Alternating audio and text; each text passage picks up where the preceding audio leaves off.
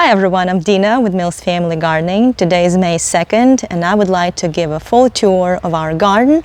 The month of April was very mild and cool and all our plants really enjoyed that cool weather. And so I thought I would give a tour while our garden looks beautiful, green and lush and blooming before the summer sun roasts all our plants. And we'll start here with our sedum autumn joy that I moved here a few weeks ago, and it's doing great. And behind it is echinacea that I also moved a few weeks ago.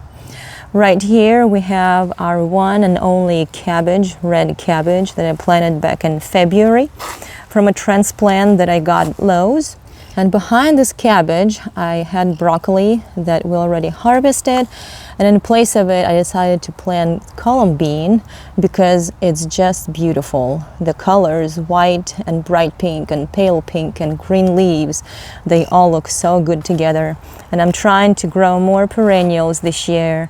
Behind the columbine I have some flower pots that I all started from seed. The first two on the right are straw flowers and some African daisy underneath. And then in the left two pots I have some stalks and also lysanthes. They seem to be growing a little bit slow, but I'm hoping that I will get some blooms from them this year. And then in the back row there, my daughter planted some zinnia seeds and they have come up nicely. And then in front of those zinnias, we have some Thumbelina zinnias. I got the seeds on Etsy and they are looking great. They're already blooming. In front of Thumbelina zinnias, we have some columbine seedlings that I started back in February. They're still small and it looks like they're getting a little bit sunburned, so I might have to move them to a spot that gets more afternoon shade. But this is the in-ground bed where we're growing our onions that we planted back in February.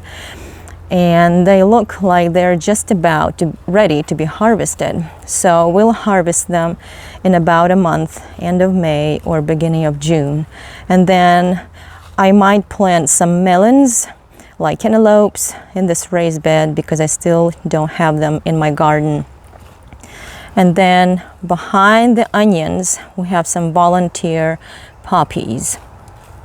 And also in front of the onions this year I decided to plant more flowers like those blue pansies and yellow pansies. And then all these zinnias, I started them from seed back in February and they are looking beautiful. And this sunflower came up here on its own, a volunteer from last year. And in this container we have a Roma tomato. It's doing really well. It's putting out some flowers already. We don't have fruit just yet, I don't think. I need to thin out this plant a little bit because it's too thick and the sunlight can't get in there too well. The tomato in this container is called Florida Everglades, and we do have some fruit here already. Actually, we already tasted some of the fruit right here. If we go to this part of the garden, I have some basil here, and my older daughter wanted to grow these gladioluses, so we got some bulbs. She planted them, and I think 6 out of 8 bulbs have come up, and hopefully they will bloom soon. We also started all these flowers from seed, except for those violas there. And just recently we started some seeds of chamomile and aubrietta flowers. We're waiting for them to start blooming. And I planted some more radish seedlings. This is bok choy and more radish seedlings there. I also got these beautiful plants at Lowe's and I forget their name, including this celosia. It's beautiful. And then this is a volunteer poppy that is about to start blooming. It has a bud there. And all these bachelor buttons here, they are volunteers. I did not plant them. They came up on their own from last year. And this is what happens when you have small space. You try to grow as many plants as possible, and then they grow and get so big that you don't really see what exactly grows here. We have some giant spinach right there. It's still going strong. It hasn't bolted. We also have some carrots, and I cannot remember what variety I planted. I should have written it down, but I was trying to hurry, and now I don't remember. Okay, these radishes that are blooming, they are daikon radishes. Some of them bolted, but some of them are still growing. And we actually harvested some. They taste good. And of course, we have beets right there also. And this bok choy is a volunteer from last year. I did not plant it either. If we go to this side of the garden, this is the area that gets only morning sun and then afternoon shade. And we have some Swiss chard that bolted, and I'm hoping to collect seeds from it. Because in the back, right there, I have some yarrow. This is common yarrow. And then in front of it, I planted some hollyhock seeds last year, and it survived the winter freeze. In front of the hollyhock, we have daylilies that are doing great. They came from my mother-in-law.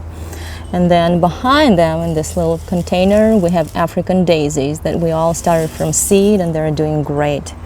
And then, of course, there is another poppy and some more Florida everglades.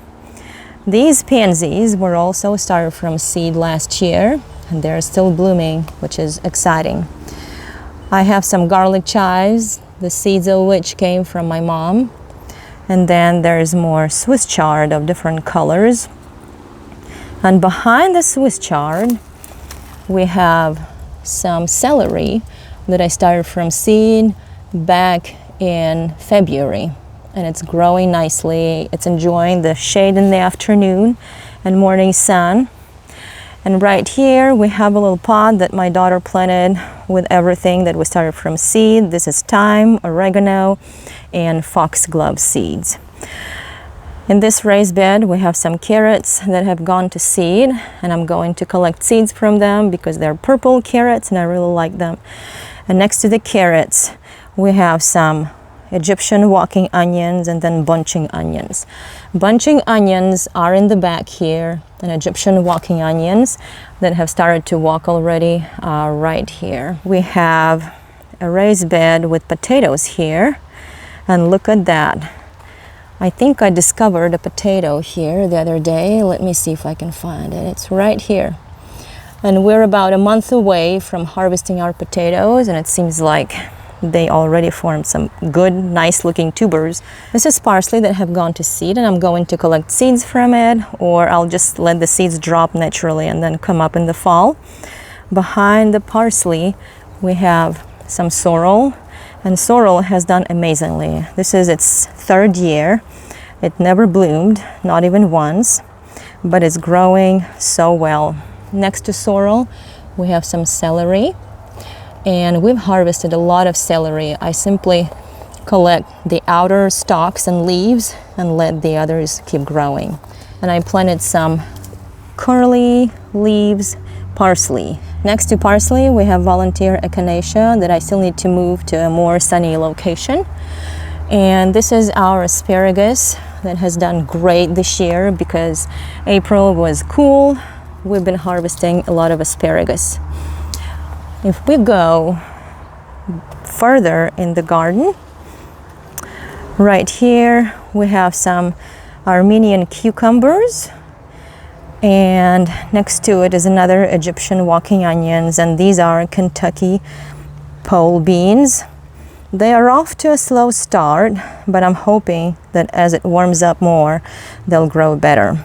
Next to the beans, we have a little teepee for red Malabar spinach. They're also growing slowly, but hopefully by the end of the year, they'll fill up this little teepee. And our son likes to play with it, so we have to readjust it pretty often. And this is another hollyhock flower that's actually putting out blooms. I planted the seeds last year. I got the seeds for free. And behind the hollyhock and the teepees, we have tomatoes. And there are about 24 plants of tomatoes of different varieties, including cherry and grape tomatoes. Some tomatoes have set fruit, like these lollipop tomatoes, and also our black strawberry cherry tomatoes have set fruit. They look beautifully. I got the seeds for these tomatoes for free also. And then in this in-ground bed, we have root vegetables. I planted this garlic last fall. I believe it was in September. Let's dig in a little bit and see if it's almost ready. Looks like it's getting there, but we have about a month to harvest them. And I don't like these cucumber beetles, so I'm gonna squish one of them and then cover the garlic root. In this bed we have some carrots, and behind the carrots we have beets, and they all were planted last year in September. This area used to be all grass, so a few weeks ago I removed the grass, mixed the soil, and planted some asparagus.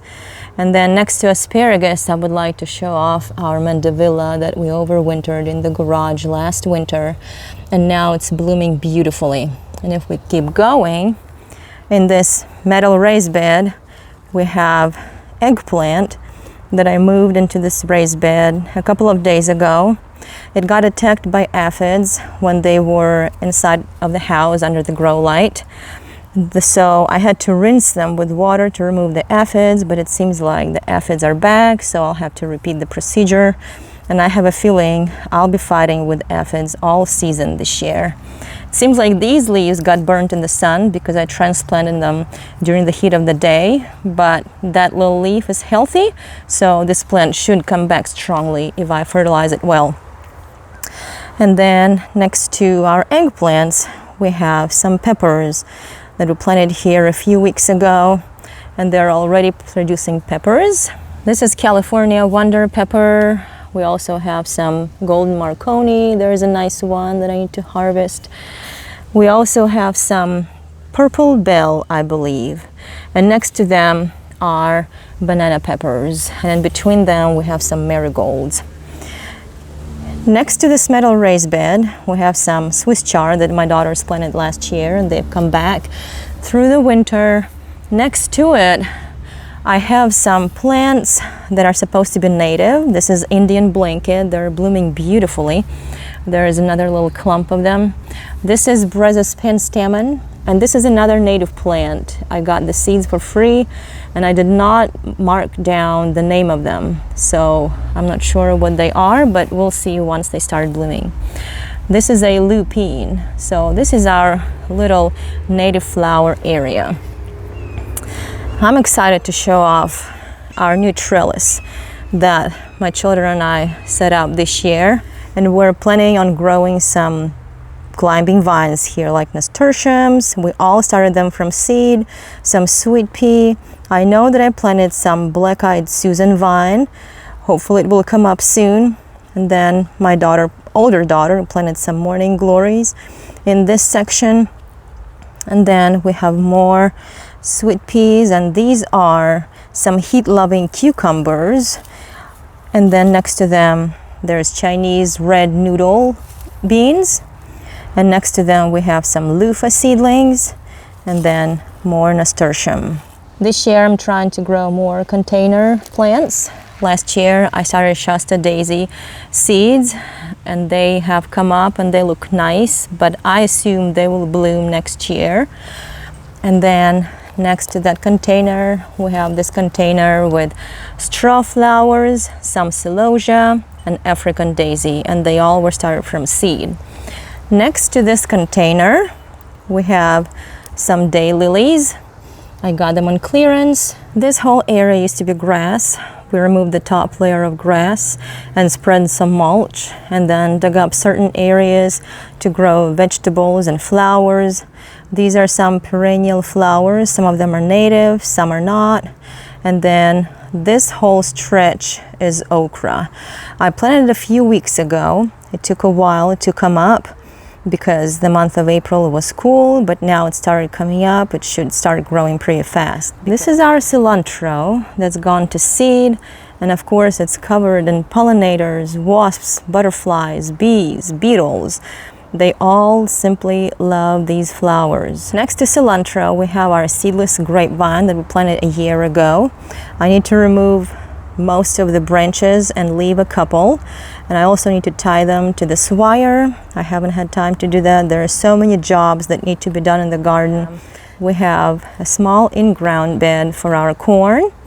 It's come up nicely. I still need to thin it out because there are 2 or 3 plants in each spot, and the drip irrigation certainly helps water all this corn that's always thirsty for water. But overall, it's looking really nice. We always want to expand our garden area, so we put this tarp here to kill the grass, and in a couple of months I can work on the soil. I can mix in some mushroom compost and cow manure. But I already mentioned that this year we're trying to utilize container gardening more.